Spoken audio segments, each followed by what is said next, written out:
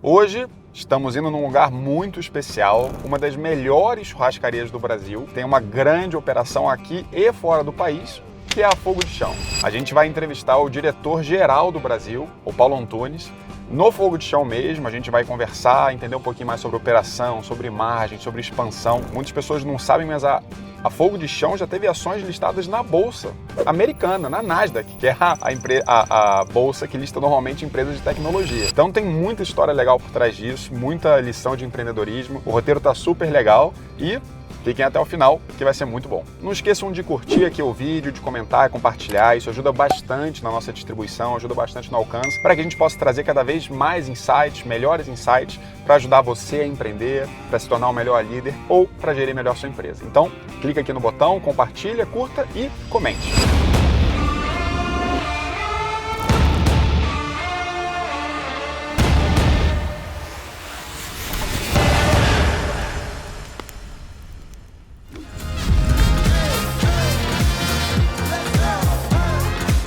Olá a todos, sejam bem-vindos a mais um episódio do Receita de Negócio, seu podcast sobre empreendedorismo, gestão com uma pitada de gastronomia. Hoje a gente tem mais um episódio muito especial na minha churrascaria favorita aqui no Brasil, que é a Fogo de Chão. Estamos aqui com o Paulo Antunes, é o diretor-geral da Fogo de Chão aqui no Brasil, uma pessoa com uma carreira super incrível, já atuou como CEO do Fasano, já empreendeu, agora está de volta tocando as operações do Fogo de Chão aqui no país. É uma baita honra te ter e muito obrigado por receber a gente. Muito obrigado pelo convite, o prazer é meu falar com você e com a tua audiência. Perfeito. E estamos também com o Felipe Spritzer, host do Receita de Negócio. Eu fundei e vendi a maior consultoria de investimentos do país, que é a Portfel, e agora eu dedico meu tempo trazendo insights sobre gestão, empreendedorismo, para ajudar você a alcançar seu sonho de empreendedorismo, para liderar melhor sua empresa ou para ser um executivo melhor no geral. E para começar, Paulo, você tem uma história muito interessante, né? Você já empreendeu, continua empreendendo, já atuou como executivo, está nesse mundo. Conta um pouquinho dessa sua história, como é que foi ser CEO do Fasano, como é que foi essa saída para o empreendedorismo e como é que foi essa volta para o Fogo de Chão? Olha, Felipe, eu costumo dizer que eu tenho muita sorte, assim. Eu cruzei com muitas pessoas bacanas que me inspiraram, que me deram desafios e recursos para desenvolver essa história. Então, eu acho que eu preciso marcar isso antes, né? E sim, eu venho de histórias longas em poucas empresas. Para resumir as maiores, assim, eu passei 15 anos na Alpha Graphics, fui de, digamos, assistente geral a General Manager para a América Latina, para a Alpha Graphics americana. Depois tive uma rápida passagem numa empresa europeia e quase 10 anos, fiquei 8 anos como CEO do Fasano Hotéis e Restaurantes. Primeiro comecei só com hotéis, deu resultado, aí o Rogério convidou para assumir também os restaurantes e foi uma história incrível para focar um pouco no tema que você perguntou, porque eu não tinha experiência em restaurante. Eu tinha experiência em gestão de franquia, de treinamento, de marketing, de varejo, e restaurante realmente é uma indústria especial, né? Eu acho que, como todas, envolve paixão, mas envolve muito desenvolver uma brigada, uma equipe apaixonada pelo que a gente faz para poder tocar o cliente, né? E o Fasano, claro, é uma marca que ela dispensa apresentação e é uma marca centenária e foi um prazer tocar, desenvolver de um hotel para 10 hotéis, sair de 13 restaurantes e para 25 restaurantes. Isso então, só no Brasil? Isso só no Brasil. Na realidade, quando eu estava tocando, nós abrimos a operação em Punta del Este, no Uruguai, e chegamos a assinar MOUs e contratos em operações fora do Brasil, que depois da minha saída abriram e vão bem até hoje, como Nova York, Miami. Que legal. E chegou um determinado momento no Fasano que eu achava que tinha cumprido, digamos, uma jornada como executivo e gostaria de estar um pouco mais próximo da minha família e achava que já tinha ajudado os outros a ganhar dinheiro e a construir os sonhos, que eu queria fazer algo meu. E realmente planejei, foi um planejamento assim de muitos meses, de 6 meses. Muito obrigado, muito obrigado. Vamos começar a parte diet agora. A parte leve, né? Por favor. E fizemos, eu fiz, né, combinado com os donos, um período de passagem de bastão longo, porque eu não ia para nenhuma posição executiva e sim ia começar um negócio meu do zero, que de fato fiz. Eu fundei, digamos, criei e fundei uma empresa de varejo de ótica popular. Obrigado. Chama-se Ótica Bacana.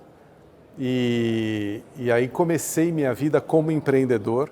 Eu estava te contando um pouquinho antes da gente começar a gravar que foi um período muito tranquilo, bem mais tranquilo de quando eu era CEO do Fasano. Não, na verdade, isso é uma brincadeira. Acho que todo mundo que planeja muito, e foi o meu caso, e eu tive muita ajuda de amigos. Tive a ajuda do Cláudio, que é um amigo, um empresário de muito sucesso, que tem uma empresa muito bacana na área de crédito. Na realidade, é um banco com um cartão de crédito, chama-se Credit System. E a minha ótica foi a primeira a ter um cartão de crédito próprio. A gente financia os clientes desde o início da história, foi muito bacana, trouxe muito resultado. Isso tem a ver com o fato dela ser voltada para a popular, é isso? Popular. Para a pessoa poder ter acesso a um óculos que normalmente ela não teria. Exatamente.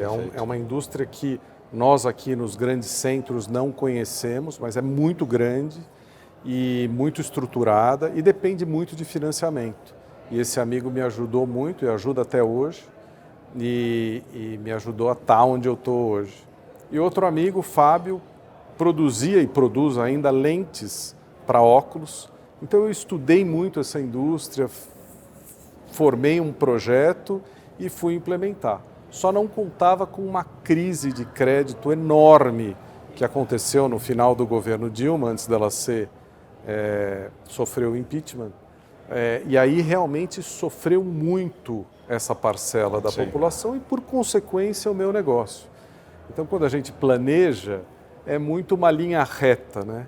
Quando, na verdade, a vida do empreendedor, eu brinquei com você, tem muito omeprazol e muita mudança de rota. E chegou no momento que eu vi que eu talvez pusesse em risco a segurança da minha família ou o nível de vida que já havia sido ajustado pelo fato de eu ter empreendido, né? Não tem nada a ver com a vida de do CEO de uma grande empresa. Mas, enfim, eu resolvi buscar de novo uma posição executiva e tive a grande sorte de encontrar a Fogo de Chão, que primeiro é uma empresa apaixonante com quase 5 décadas de história.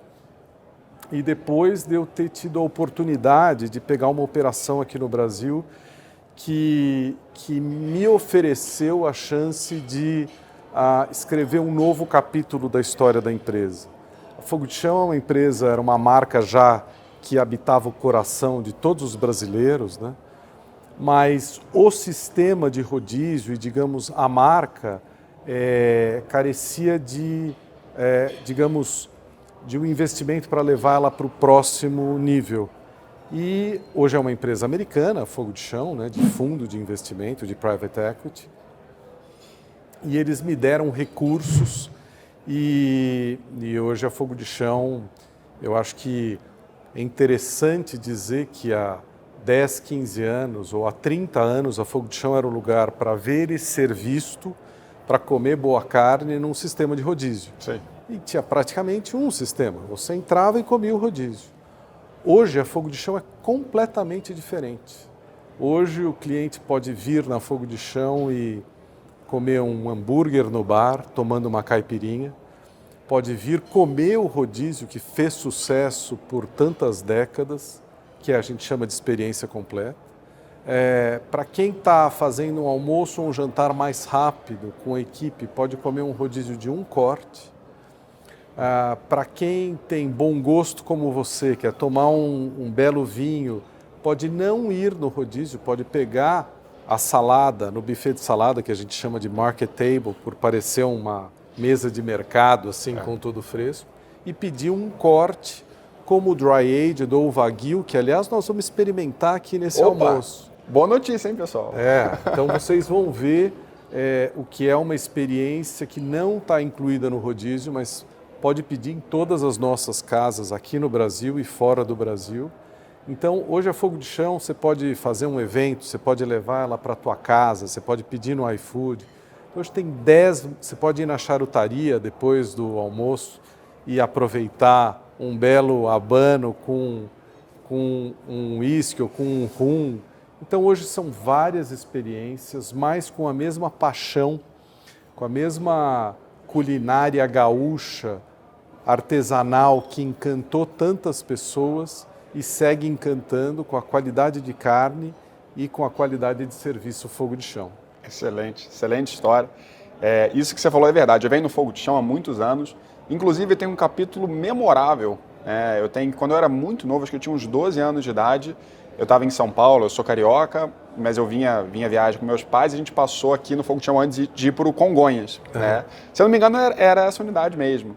E aí, quando estava uma fila grande, né, e começaram a servir coração e linguiça na fila.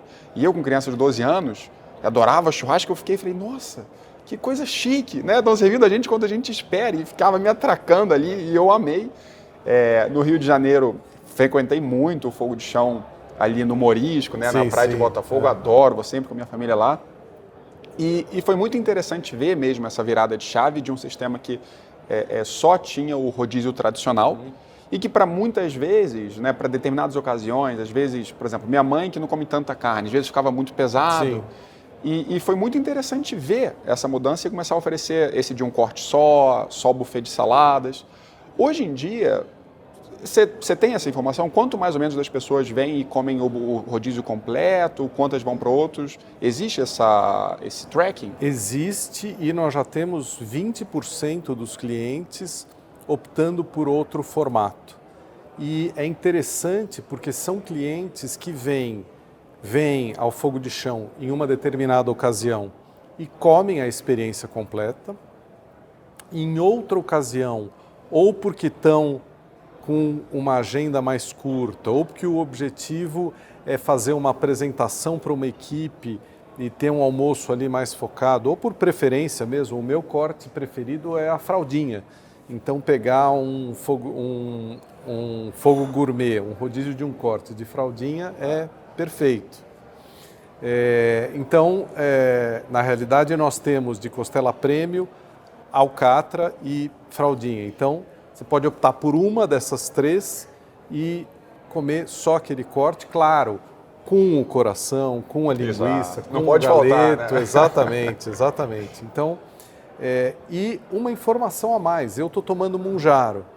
Então, chega um momento que a gente está comendo menos, mas quer mais qualidade e foco em proteína. Então, muitas pessoas me perguntam, hoje na época das canetinhas, a Fogo de Chão vai sofrer? Eu digo que eu acho que é o contrário. Quem opta por...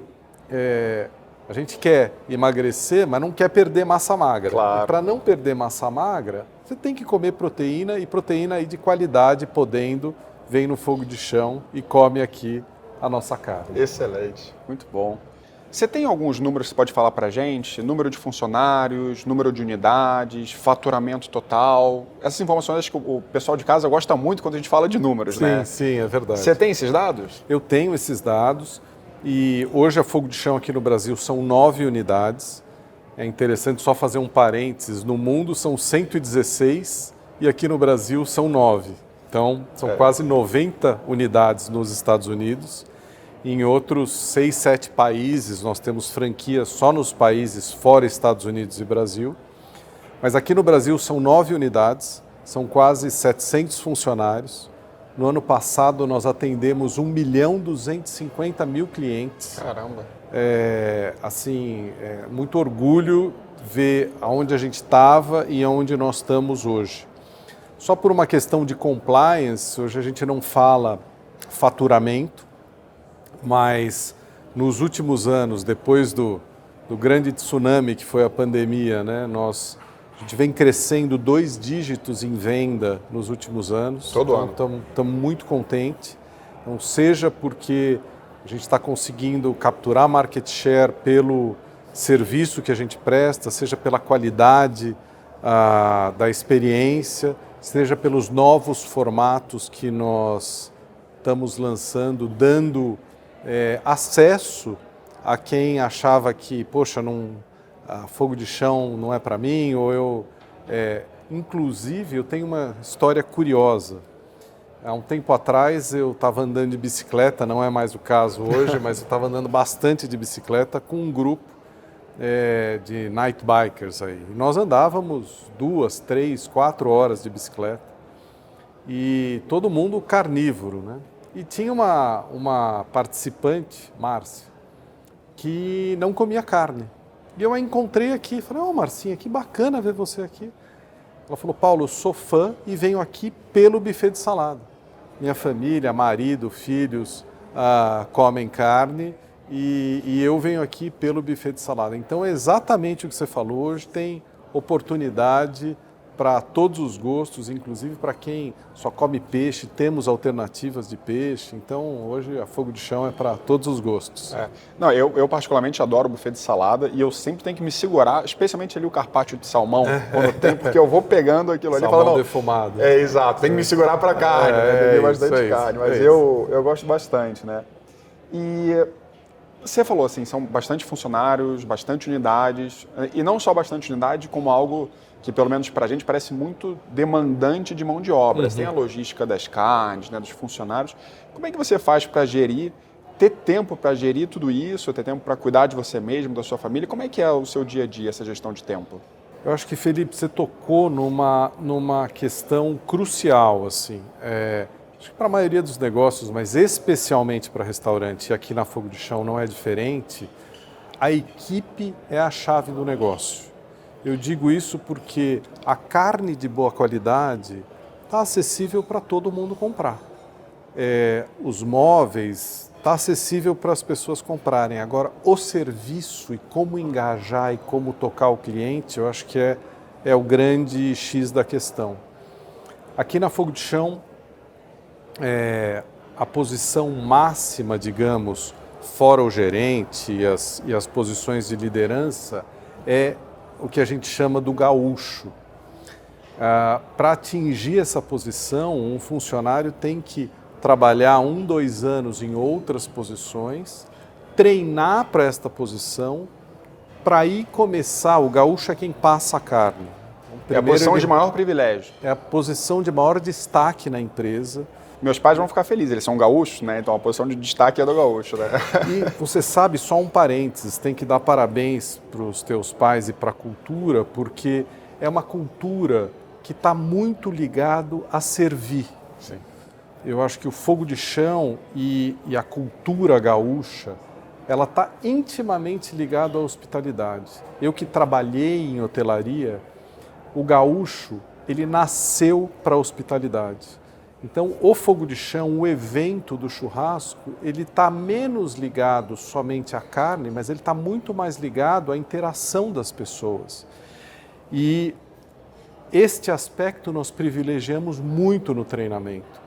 Então, a pessoa começa a passar as linguiças, o trio de linguiça, começa a passar o coração, e aí ele vai subindo na hierarquia até passar a picanha e os cortes especiais. E também tem uma importância de que ele se desenvolva tecnicamente de como cortar, de como abordar o cliente para, digamos, oferecer o corte, mas muito mais de como ele engaja com o cliente, em que momento chegar na mesa e que maneira ele oferece, como ele oferece olhando para o cliente com o domínio da faca e do espeto. Então, olha, é uma arte que, falando assim, parece ser simples, mas para se tornar um gaúcho tem muitos anos de estrada dentro de uma das nossas unidades para chegar lá. Isso é muito legal. E quando você fala isso, eu não consigo deixar de pensar no paralelo dos restaurantes no Japão, né? Que eles falam isso, poxa, às vezes a pessoa fica anos preparando o arroz antes de ir para o próximo nível, poder encostar no peixe. Isso faz muita diferença. Eu particularmente sinto muito essa diferença no atendimento. Tanto aqui no Brasil quanto fora do Brasil, que eu notei bastante essa consistência no padrão. Acho que daqui a pouquinho a gente pode até entrar nesse assunto, mas realmente faz muita diferença, a qualidade, foi o que você falou.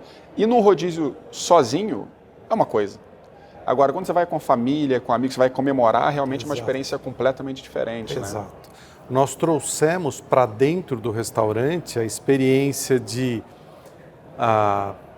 preparar e servir e, ao mesmo tempo, participar de toda a alegria que é um almoço ou um jantar em volta de uma mesa de churrasco. Então, as pessoas hoje são preparadas e nós temos clientes que vêm aqui há gerações, que as próximas gerações querem vir aqui exatamente pela alegria que é estar em volta de uma mesa da Fogo de Chão. Exato, perfeito. Não, e eu corroboro, né? Porque vinham meus pais, depois eu comecei a vir, e agora meus sobrinhos, né? Ainda não tenho filhos, mas os filhos dos meus irmãos amam o Fogo de Chão, então sempre é uma experiência legal e fica até um pouco daquela, pelo menos para mim, já dá um pouco daquela sensação de nostalgia. Porque eu vinha desde criança com meus pais, então assim, algo realmente muito marcante, né? E assim, vamos falar um pouquinho sobre... A gente falou da uniformização do processo, né? A história que eu conheço, você pode me corrigir se eu estiver errado, mas foi que a família Ongarato, né, uma da fundadora ali do Fogo de Chão, criou o espeto corrido numa festa, né, para começar a servir o pessoal, e depois acabou se tornando esse sistema de serviço, né, de maneira de oferecer para o cliente essa carne. Como é que vocês fazem para garantir que essa experiência ela é feita não só no Brasil, mas também nos Estados Unidos? Como é que é o processo de uniformização disso? E acho que a gente pode ir até além da experiência do cliente, do serviço do gaúcho, também para escolha dos cortes. Então, assim, a gente sabe que o treinamento como é que é um pouquinho feito, como é que é a internacionalização disso e toda essa logística de carne. Sei que é uma pergunta complexa, talvez tenha várias entradas aí, mas seria muito legal para o pessoal saber. Não, mas vai ser um prazer explicar. Isso eu diria que é, em parte... o grande responsável pelo sucesso da empresa por tanto tempo, porque começando das pessoas e do treinamento, aqui na Fogo de Chão, além de nós sermos um braço da empresa americana, né, aqui com as 9 lojas, nós somos grandes fornecedores de mão de obra para os Estados Unidos. Então, nós temos 9 lojas, mas nós produzimos equipe para dar algum nível de sustentação para a empresa americana que abriu quase 15 lojas no ano passado. Então, nós ao longo desses últimos 10 anos mandamos 350 pessoas formadas para lá e suas famílias. Então, nós usamos aqui de escola as nossas unidades para o envio dessas pessoas já com domínio técnico para lá. Então, isso explica, em parte, como é que nós conseguimos manter esta qualidade. Ainda um pouquinho antes da gente sentar aqui para gravar, eu te apresentei o nosso franqueado de Honduras. Então, ele treinou nos Estados Unidos, foi equipe de lá e daqui para ajudar na montagem da loja da franquia. Claro, depois o franqueado, onde não é Estados Unidos e Brasil, o franqueado é que mantém ali a qualidade e o padrão que ele aprendeu, mas tem todo um sistema para garantir que as pessoas ajam da mesma maneira, que você vai comer nas Filipinas, onde nós abrimos, no Chile, onde vamos abrir, e em Honduras, ou no Brasil ou nos Estados Unidos, ter a mesma experiência. Com relação às carnes, os cortes são pré-definidos por nós. Aqui no Brasil, as carnes são carnes selecionadas ainda no pasto. Mudou um pouco a história. No passado, nós comprávamos principalmente de grandes fornecedores, de JBS, de Marfrig. Hoje, os grandes parceiros são produtores ou frigoríficos menores, boutique, especializados. E nós temos o nosso diretor de operações, que é o Cássio, fazendo um trabalho de curadoria dessa carne.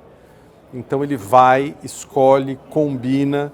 Então nós temos fornecedores... muito obrigado. Fornecedores que nos vendem cortes pré-definidos de gado selecionado, pré-selecionado no pasto. O bacana é que hoje a gente foca muito em Uruguai, foca em sul do país, em Mato Grosso, e aqui com, digamos, é onde começou a história. Sim. Então a gente tem que honrar isso. Os Estados Unidos é privilegiado pelo nível da proteína, então eles seguem o mesmo padrão de qualidade e aí de outros fornecedores, inclusive fornecedores grandes, o JBS lá nos Estados Unidos. Mas eles pegam americanos mesmo, ou eles importam daqui? Não, eles pegam americanos. Nós não somos produtores, então a gente faz seleção do que tem de melhor no mercado dentro do padrão pré-determinado nosso. Perfeito. Não, e realmente a experiência né? Você estava falando das unidades fora, e o meu irmão mora no Texas. Certo. E eu fui na unidade de Frisco, que é ali pertinho de Dallas. Uhum. E eu fiquei, era isso, eu ficava... Primeiro que quem atendeu a gente foi um gaúcho brasileiro, né? Que ele atendeu e tal, e ficava conversando com a gente, falando... Ele falou que foi com a família para lá, que estava super satisfeito, trabalhava no fogo de chão lá há alguns anos, e eu ficava surpreso como é que era tão similar. Né? Assim, você via óbvio que sempre vai ter uma carne ou outra diferente, uma coisa, mas assim, era muito parecido. Era como se eu estivesse comendo fogo de chão aqui, da Bandeirantes. Então, realmente é muito unificado, né? E uma outra questão que acaba sendo importante, mesmo que lá, digamos, tem um pouco mais de gado de confinamento, então você vai encontrar uma gordura um pouco mais branca. Aqui no Brasil ou no Uruguai tem um pouco mais de gado de pasto, com uma gordura um pouco mais amarela, que para nós remete um pouco à infância, né? E também nós vamos encontrar, por exemplo, lá carne feita em churrasqueira a gás, aqui são mais churrasqueira a carvão, mas digamos para grande maioria a experiência é exatamente a mesma. Claro, você tem variação de proteína para proteína, mas a experiência é a mesma e principalmente o carinho de receber é o mesmo. Caramba. Eu não sabia, então aqui no Brasil é feito a carvão majoritariamente, é isso? Todas as lojas são a carvão. Oh, que legal. E lá nos Estados Unidos é muito a gás, até porque a tradição deles, você pega o churrasco texano, é muito naquelas churrasqueiras americanas, né, a gás. Exato. E tudo mais. Que o churrasco americano ele é um pouco diferente, né, com tempero e com pit, que é a defumação, né? E a nossa é carne de qualidade, sal grosso e fogo forte, braseiro, né? Então, a gente só substitui, nesse caso, o fogo forte pelo gás. Em alguns casos, tem muitas que tem carvão, mas depende muito da oferta no local e da... Agora, a experiência é 99% a mesma. São poucas as diferenças. Pouca diferença, né? Bom, se você está curtindo o nosso bate-papo, não esqueça de comentar, né, dar feedback sobre o programa, pessoas que você gostaria que fossem entrevistadas e de se inscrever no canal. Isso ajuda bastante a gente na distribuição do conteúdo para alcançar mais pessoas falando sobre empreendedorismo, gestão e, óbvio, uma boa gastronomia também. E aí hoje, você falou, foi interessante, né, porque você apresentou o franqueado de Honduras e a impressão que eu tinha, né, até antes de me aprofundar um pouco mais na pesquisa, era que todas as unidades eram unidades próprias. Como é que funciona no Brasil e no mundo essa criação de novas unidades? Elas são próprias, são franqueadas? Como é que é essa dinâmica? Nós temos, a Fogo de Chão tem, nos Estados Unidos e no Brasil, somente unidades próprias. Tá. E nos outros países, nós temos um processo coordenado pela Fogo de Chão Estados Unidos de franquear ou uma unidade ou um território. Eu vejo que os Estados Unidos está focando muito de selecionar operadores com capacidade de gestão e de replicar a qualidade de experiência que a gente dá nos Estados Unidos e aqui no Brasil. E tem feito isso com sucesso. Operadores que já tocam há muito tempo, por exemplo, México ou Emirados, o Oriente Médio, nós temos 3 unidades, no México já são, se eu não me engano, 7 unidades. E com a dedicação e envolvimento do franqueado ali na operação para conseguir emular e ter ali a mesma experiência que a gente dá no Brasil e nos Estados Unidos. Entendi. E eu acredito também que países, porque o core da operação é Brasil e Estados Unidos. Sim. Então, eu imagino que o processo já esteja bem desenhado e seja mais fácil expandir ali até com os recursos próprios. Quando você vai para um país muito diferente, Honduras... Honduras ainda não está tão diferente, mas, por exemplo, Filipinas. Se eu não me engano, tem unidade na Arábia Saudita também. Tem. Né? Eu imagino que faz sentido você ter uma pessoa local que entenda da cultura, das adaptações que tem que ser feita para combinar lá. Então é mais ou menos essa a ideia de pensamento. Essa é a ideia de pensamento. É muito comum nesses locais você ter empresários experientes que já têm talvez algum envolvimento com serviço ou até com restaurante, ou são operadores hoteleiros que aí traz a experiência deles, colocam o know-how da Fogo de Chão e aí a gente começa a expandir por cidades no mundo aí que a pessoa possa provar a nossa carne. Legal. Você falou do hoteleiro, né? Eu vou fazer um gancho rapidinho lá para a nossa conversa do começo. Você trabalhou num hotel, um dos hotéis, uma cadeia de hotéis mais requintadas do Brasil e do mundo, né? Reconhecida mundialmente por isso. Essa experiência que você teve no setor de luxo de hotelaria fez muita diferença na prestação de serviço, na sua percepção de prestação de serviço no Fogo de Chão? Fez porque o cliente é o mesmo. Quando você pega o cliente que exige um serviço e ser acolhido da maneira que a gente acolhe aqui na Fogo de Chão, é o mesmo DNA de hospitalidade e de serviço. Então, ajudou muito. E a hotelaria, ela traz muito também o que a gente chama de A e B, que é o alimentos e bebidas, né? Sim. Então, que são as operações de restaurante dentro dos hotéis. Então, está intimamente ligado. Então, foi uma experiência que ajudou muito a eu não chegar na Fogo de Chão engatinhando e já andando. Teve muito para aprender, porque é uma empresa, eu vou repetir assim, apaixonante. É uma empresa que há 5, 6 anos eu tive a oportunidade, no primeiro ano aqui de Fogo de Chão, de participar de uma discussão estratégica e da formação da missão, visão e valores. Em muitas empresas, o que você tem na parede não reflete o que se vive no dia a dia. Sim.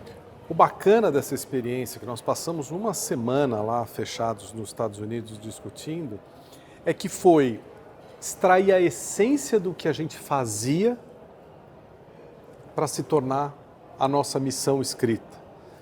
Extrair os nossos valores, o que a gente mais valorizava como atitude nas pessoas, viraram os nossos valores. Sim. E a discussão, no bom sentido de ambição, de crescimento, virou a nossa visão. Então, o que a gente tem hoje no quadro de missão, visão e valores é exatamente o que a gente faz no dia a dia. Uma empresa que deu recurso, deu inspiração e eu já tinha quase 35 anos de carreira aí como executivo, me ensinou muitas coisas bacanas aqui e até quebrou alguns paradigmas de você, ao invés de trazer o especialista de mercado, é muito comum aqui na Fogo de Chão a pessoa ser desenvolvida desde o zero. Sim. Então, eu dei o exemplo do Cássio, que é o nosso diretor de operações, ele ocupou todas as posições iniciais na loja. Até como gaúcho? Até como gaúcho. Que legal. Então ele começou lá embaixo e foi subindo tudo. Eu vou te contar uma história curiosa, que eu vou dar nome aos bois porque eu vivi. Eu estava numa reunião com o Cássio e com o CEO da empresa, o Barry McGowan, com o presidente de uma das maiores produtoras de proteína aqui no país. E era um CEO muito jovem, da família dos fundadores. Sim. E nós estávamos lá com um tom amigável de conversa, mas num tom executivo. Falando de fornecimento, falando de futuro, de expansão e do negócio entre as empresas. Eis que o Cássio lembrou, apontou para o CEO, falou: eu me lembro você era pré-adolescente quando você ia na Fogo de Chão. Bandeirantes, aliás, nessa unidade que nós estamos, falando que o seu pai tomava uma caipirinha assim, assim, assado. O semblante dele foi mudando. Ele falou, é verdade. Eu falei, eu servi muito você e a sua família. Então, Felipe, eu vou te dizer assim, as lembranças, eu acho que em 2 momentos a gente lembra e a tua audiência acho que não vai me deixar mentir. Quando alguém ensina a gente, isso fica marcado para a vida. Sim. E quando alguém toca o nosso coração. Então, a gente pratica muito aqui porque os gaúchos começam nessas posições iniciais e hoje eu diria que são empreendedores dentro da Fogo de Chão, pessoas que estão há mais de 30 anos crescendo junto com a empresa e tocando no coração desses clientes, como esse exemplo que eu acabei de dar aqui para você. Muito legal, muito legal. E falando, Paulo, assim, um pouquinho de Brasil e Estados Unidos, a gente falou bastante da operação aqui, e eu confesso que eu também não conhecia antes, obviamente eu me preparei, né, montei o roteiro, pesquisei bastante. Antes de eu vir aqui, eu diria que o Brasil tinha mais unidades do que os Estados Unidos. Eu tinha isso na minha cabeça, como uma certeza. O que é maior, Brasil ou Estados Unidos? Não, Brasil. E, na verdade, a gente tem hoje 9 unidades no Brasil e cerca de 90 nos Estados Unidos, Exato. É isso? O que fez essa virada de chave? Por que a gente tem tantas mais unidades lá fora? Por que o crescimento lá fora, em número de unidades, né, também é muito maior? Por que essa dinâmica se formou? Eu acho que por 2 coisas. Primeiro, só assim, aqui no Brasil eu já vivi até interessante, assim, eu já fui a cidades onde nós nunca tivemos unidades e pergunto sempre para taxistas e para motoristas de Uber qual é a melhor churrascaria e às vezes eu ouço Fogo de Chão onde nós não temos Fogo de Chão. Sim. Então, a marca aqui no Brasil é muito maior que a empresa. Agora, é inegável que você pega, aqui no Brasil nós temos, digamos, 10 cidades com um aquecimento comercial e uma pujança, se nós pegarmos um corte de X bilhões de PIB local. Nos Estados Unidos, se você pega esse mesmo, digamos, essa mesma referência, você vai ter 80 cidades. Então, isso explica, em parte, a expansão nos Estados Unidos mais rápida. Uma outra é a malha logística e a possibilidade de você ter, de costa a costa nos Estados Unidos, o mesmo nível de qualidade de produto, de serviço.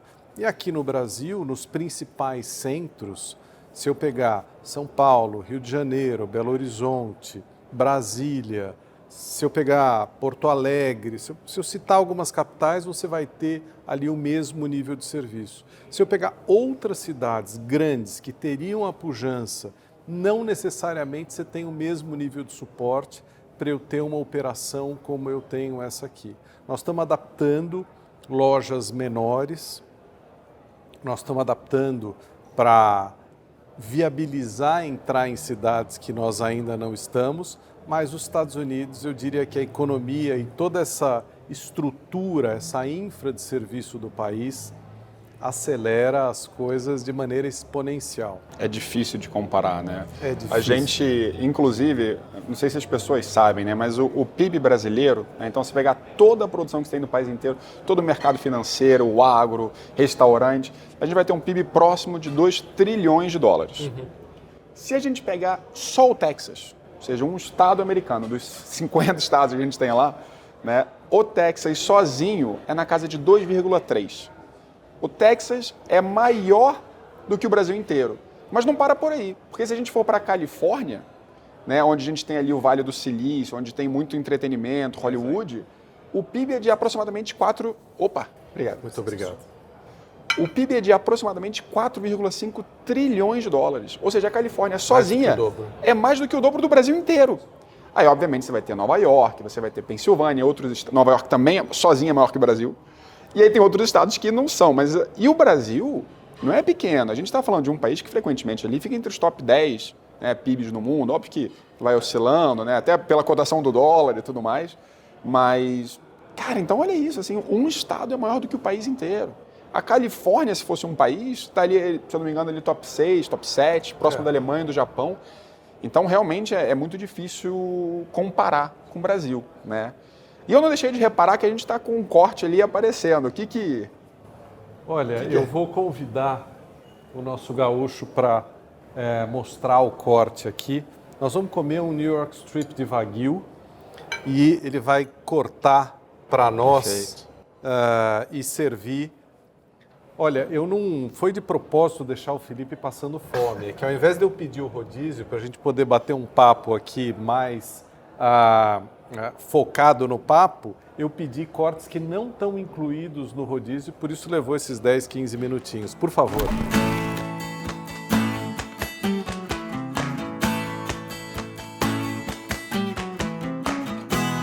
Fraldinha é o meu corte predileto. Então hoje nós vamos já direto na fraldinha de Wagyu. Perfeito. Não tinha como ser melhor.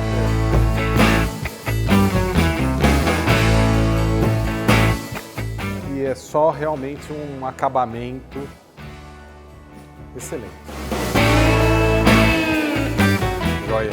Que delícia. Perfeito. Perfeito. Por favor.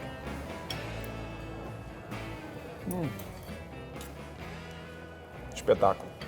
Que além de tudo isso aqui, eu ainda ganho salário. Eu almoço todo dia na Fogo de Chão e ainda ganho salário. É um espetáculo mesmo, pessoal.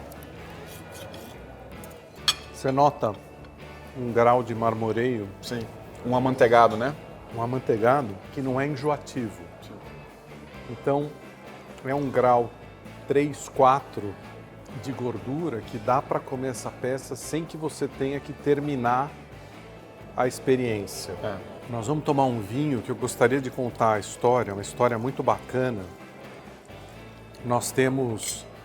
O vinho se chama Eulila, se você puder mostrar para a audiência, por favor. É um vinho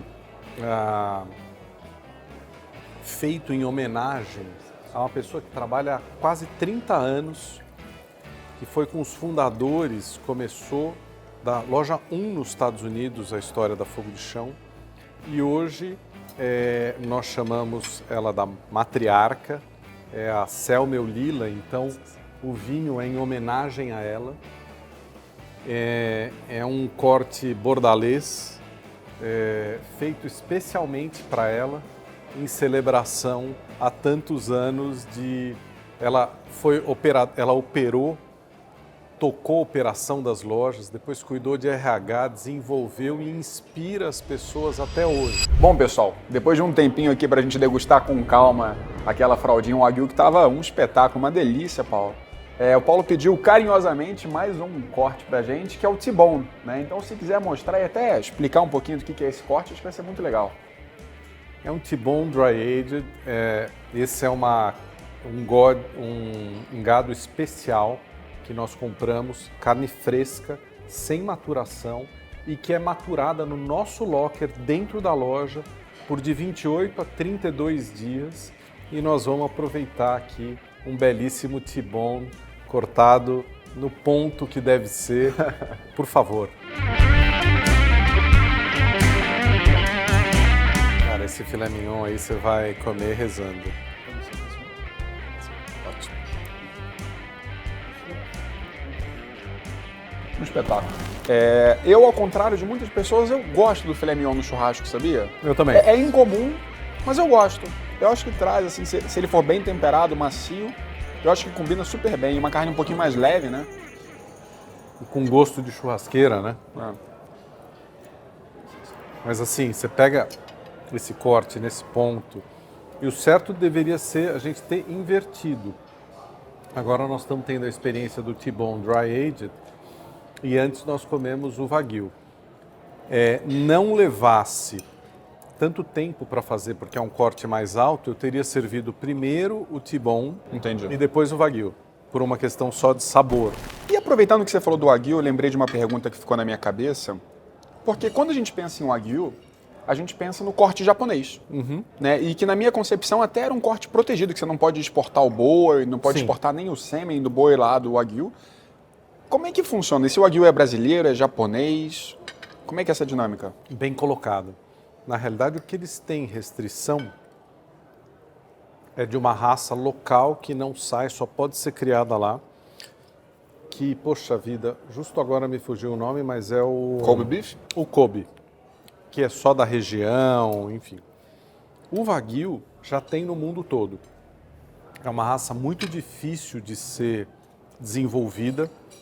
Normalmente ela tem sabor, mas não o marmoreio de gordura que precisa ter. É um gado que é acompanhado com ultrassom para ver o nível de gordura. Produtores que nos fornecem já tiveram várias experiências frustradas, assim, o que até, de certa forma, nos beneficia, porque a gente acaba muitas vezes servindo Wagyu sem rotulá-lo como Wagyu, porque ele não atingiu uma gordura, mas o nível de sabor é acima de uma maior. carne Exatamente, tradicional, né? exatamente. Entendi. Então é essa minha concepção que estava errada. Eu achei que o Wagyu era só japonês. Na verdade é só o Kobe beef que é japonês. Entendi. Esse então foi produzido no Brasil mesmo. No Brasil. Perfeito. E de propósito, nós optamos por um grade mais baixo de marmoreio para permitir que não seja, digamos, o início e o fim da experiência naquele corte, que Sim. a pessoa consiga ir mais longe. Porque de fato, né, às vezes o pessoal em casa que não experimentou pensa quanto mais gordura melhor, e de fato muda bastante o sabor, a maciez, mas quando você come um Wagyu A5, que é um nível máximo ali, né, depois tem o subnível que é o BMS, mas quando você está no nível máximo de gordura, ele é muito saboroso, mas é muito enjoativo. Você come 2, 3 pedacinhos desse, você já está assim meio enjoado, às vezes até passando mal. Então, até mesmo em casa, às vezes eu opto por um nível mais baixo de nível de gordura, mas que permite que a gente coma mais, né? Que é extremamente saboroso. E agora indo um pouquinho, porque a gente entrou nos cortes de luxo. Sim. O Wagyu, né, o T-bone com dry age, que ficou maturando ali um tempo. Não sei se você pode falar, sei que tem as questões de compliance, mas a impressão que eu tenho, né, das pesquisas e de um tempo analisando esse mercado é que um restaurante tradicional costuma ter uma margem EBITDA ali na casa de 10%. Quando você pega relatórios fogo de chão de alguns anos para trás, né, que depois a gente vai entrar da época que estava em bolsa, não sei o quê, parecia que a margem EBITDA se aproximava ali de 20%. O quão real são esses valores e o que faz o fogo de chão ser tão bem sucedido em conseguir preservar mais essa margem?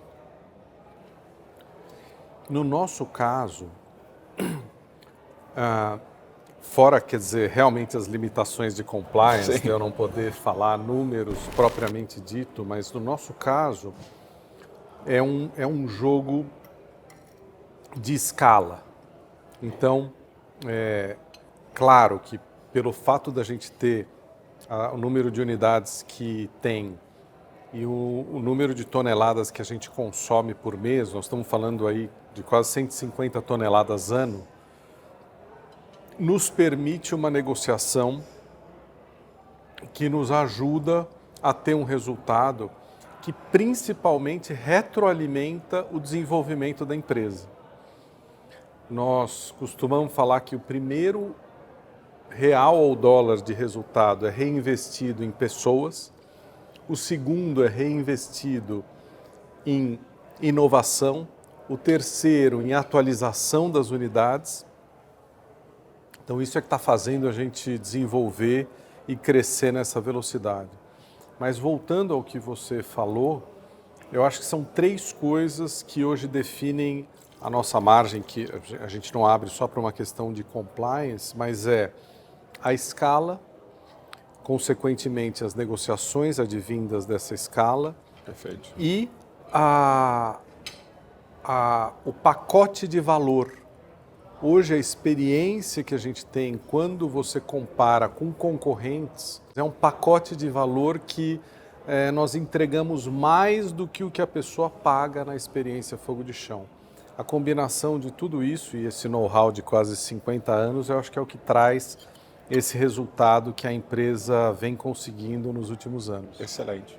Não, porque é justamente isso, né? Um restaurante tradicional tem a margem mais baixa porque não tem esse valor da marca e da experiência para agregar um pouco mais. Teve um episódio que a gente foi no Oizumi, né, que é um restaurante estrela Michelin. Não entramos nesse assunto de margem, mas eu também tenho a percepção que lá, óbvio, tem bem menos escala, porque é um restaurante que serve 10 pessoas por vez, mas que você consegue ter uma margem um pouquinho melhor por ter esse upside, esse premium ali de experiência do cliente, que é uma coisa muito específica e que é difícil até ser desenvolvido. Né? Eu queria falar um pouquinho da história do Fogo de Chão, não para você, que eu sei que já sabe, até para o pessoal que está em casa. Você pode me corrigir se eu falar alguma coisa errada de novo, né? Foi um pouco das pesquisas que eu fiz ao longo do tempo. Por favor. Mas o Fogo de Chão, ela começou com uma empresa brasileira ali na década de 70, certo? Exato, 79. 79, quase 80. Em 2006, a gente teve, de 2006 a 2010, né? A GP Investments comprou por quase 160 milhões de dólares a Fogo de Chão. Depois ela foi vendida por 400 milhões de dólares. A TH Lee. E um pouquinho depois ela fez um IPO na Nasdaq, que é uma bolsa normalmente voltada para empresas de tecnologia. Né? Então tinha lá o ticker Fogo, que eu confesso que eu também não sabia disso. Né? Fez o IPO da Nasdaq, e aí a Roan Capital comprou e tirou da bolsa. Fechou. Olha que história interessante, uma empresa de 79 abriu capital na Bolsa Americana, vendeu uma vez, vendeu a segunda, abriu capital na Bolsa Americana, foi recomprada e saiu da Bolsa Americana, tá? Depois, né, voltou, então, e aí recentemente foi comprada pela Bain Capital por 1,1 bilhão de dólares. Né? Então uma empresa aí avaliada em quase 6 bilhões de reais pela última transação. Aparentemente, o que estão falando na internet, né, uma projeção de receita de 1 bilhão de dólares, né, com as franquias de Fogo de Chão. Conta um pouquinho pra gente dessa história. Eu sei que você não estava aqui esse tempo todo, mas é legal entender um pouquinho dos insights, por que foi para a Bolsa, por que voltou, e até um pouquinho, se quiser já começar a pincelar os planos futuros, também seria muito legal. Com prazer, Felipe.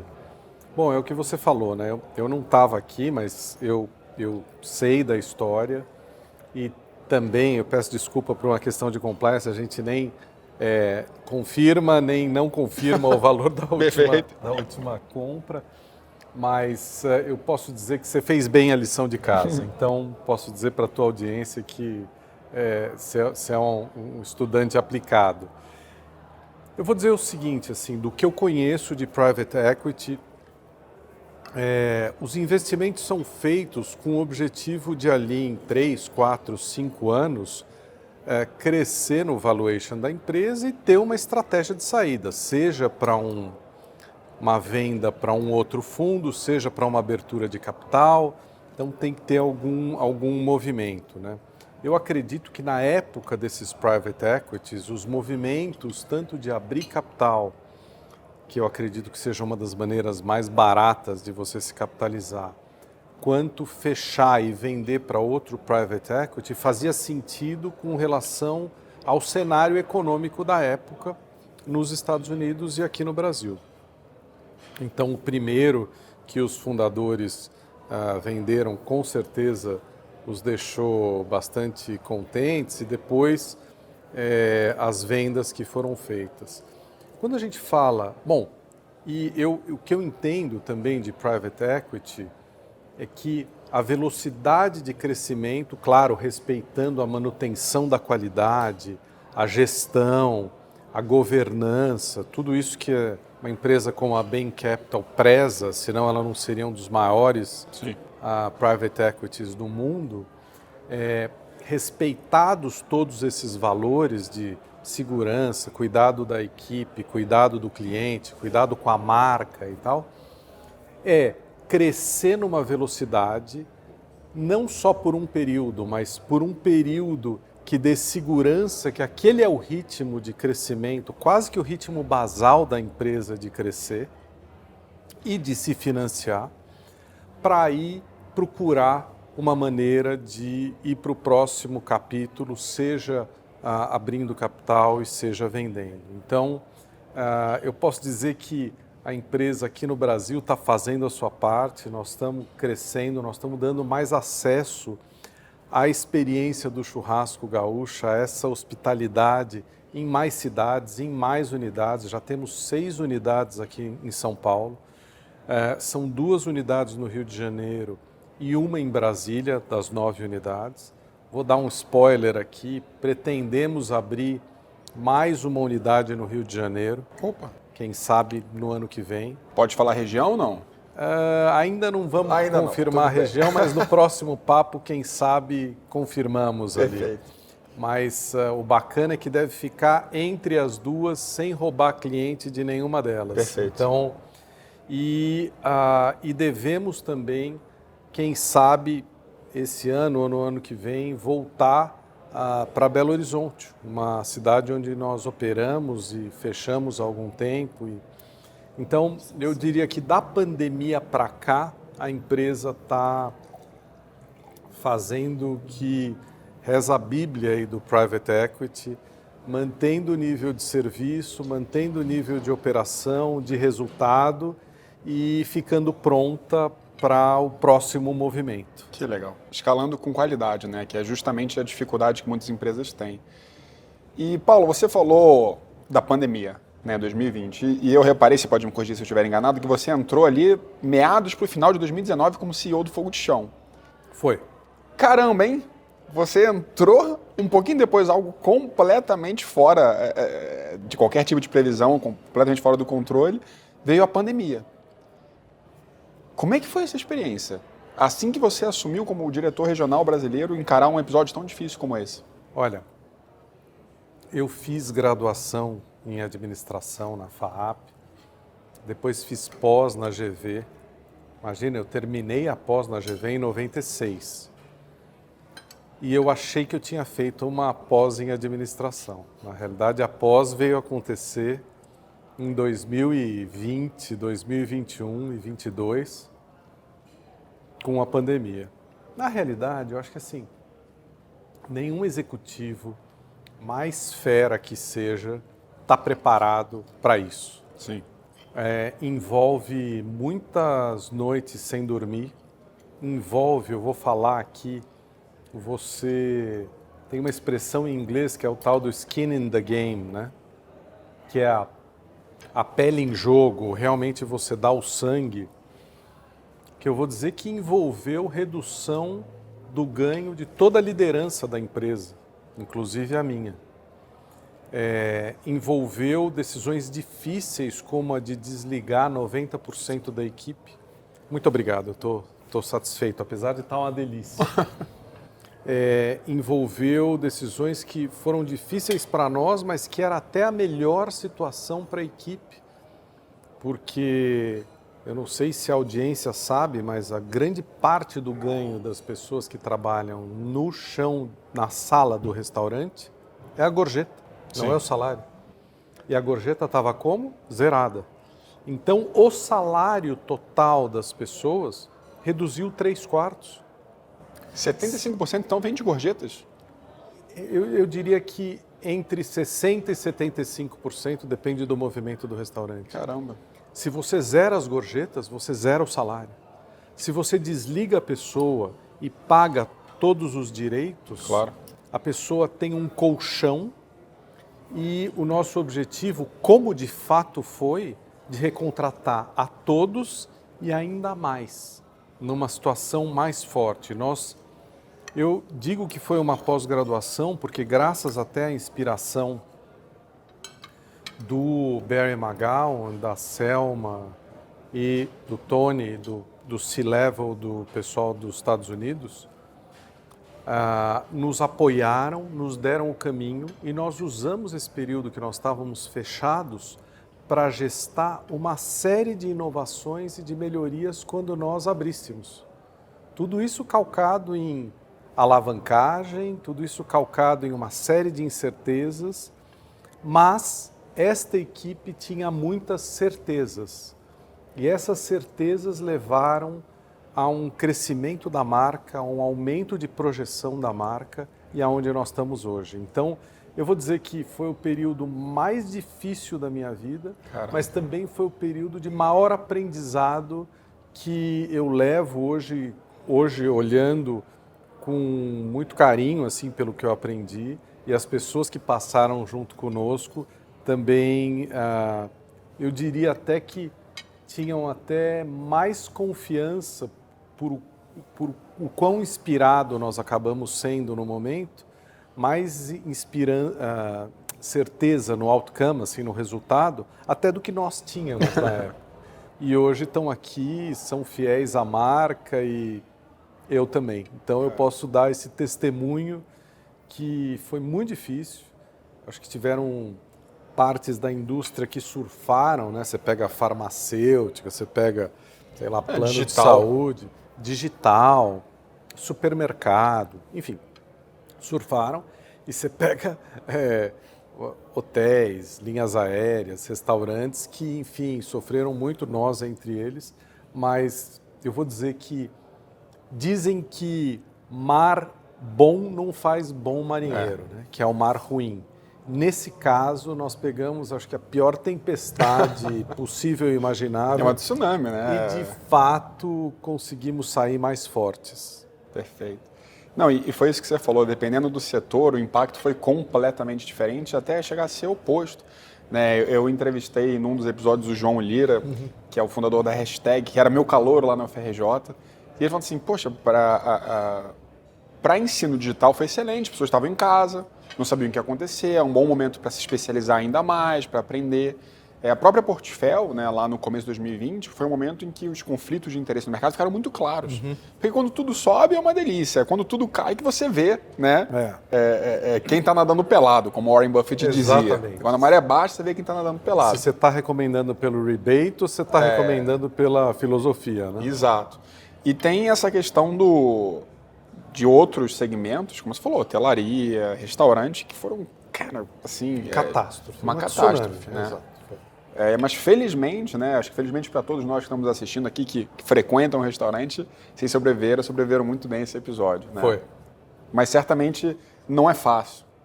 E Paulo, acho que a gente, caminhando aqui para o final, lembrar de você que está assistindo a gente, de curtir, se inscrever no canal e compartilhar com aquele seu amigo, sua amiga que gosta de empreendedorismo e gestão de empresas.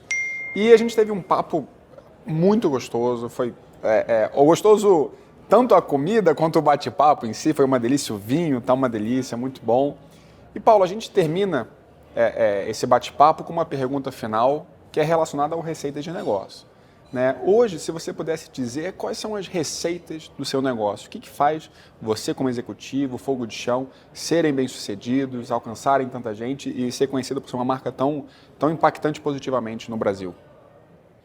Eu vou usar um ditado que dizem que para uma loja ter sucesso são 3 ingredientes, né? Location, location, location, né? Localização, localização e localização. E que para uma empresa, principalmente como a nossa, para dar certo, pessoas, pessoas e pessoas. Então, é isso. Nós temos uma equipe aqui que nós temos muito orgulho, que eu quero que receba e que eu sempre brinco, que pegue no colo cada um dos nossos clientes.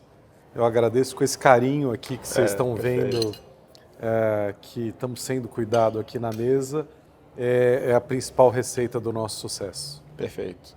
Paulo, muito obrigado pela participação, ter recebido a gente. Muito obrigado. Foi um prazer enorme. Obrigado você que assistiu até o final. Espero que vocês tenham gostado e vejo vocês no próximo episódio do Receitas de Negócio. Pessoal, o Paulo está levando a gente agora para conhecer o buffet de saladas e outros ambientes aqui do restaurante. Então ele vai mostrar um pouquinho mais para a gente, tá? Vamos lá? Então, olha só. Eu adoro isso, palmito. Bom, palmito é um dos carros-chefes, né, da experiência da mesa de salada. Aqui já está praticamente no final do almoço, mas é sempre esse colorido e essa variedade. São quase 100 opções entre molhos, frutas, legumes, verduras. Inclusive temos os quentes também com a parte de feijoada, de arroz carreteiro, o presunto cru. Inclusive, todas as pessoas são formadas no corte. Então, corte horizontal, qual o ângulo da faca, qual faca. Enfim, a nossa adega que guarda aqui algumas preciosidades. Hoje são quantas garrafas, mais ou menos? Hoje são próximo de 1000 garrafas. 1000 garrafas. Então o pessoal que quer vir tomar um bom vinho aqui também encontra. Aqui encontra desde garrafas acessíveis com qualidade até os vinhos icônicos. Legal. Tanto da Itália quanto da França. Perfeito. Encontra. Então a cor do buffet e o frescor é algo que nós sempre destacamos.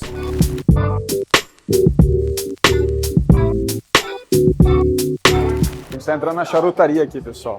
E a charutaria é um espaço para quem quer vir só aproveitar um habano, um bom charuto, com um brandy, com um rum, com um whisky ou com um conhaque. E aqui tem seleção de charuto, então. Eu posso entrar, comprar o meu charuto. Aqui tem o umidor próprio para guardar uns bons exemplares aqui. E a pessoa escolhe de um menu que tem tanto os charutos quanto as bebidas e os aperitivos para comer aqui, fazer sua reunião ou simplesmente fazer o tempo passar devagar. Que legal, excelente.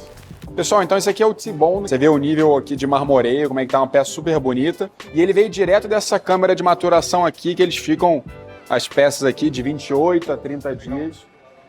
Vem aqui desse ladinho aqui mostrar, ó.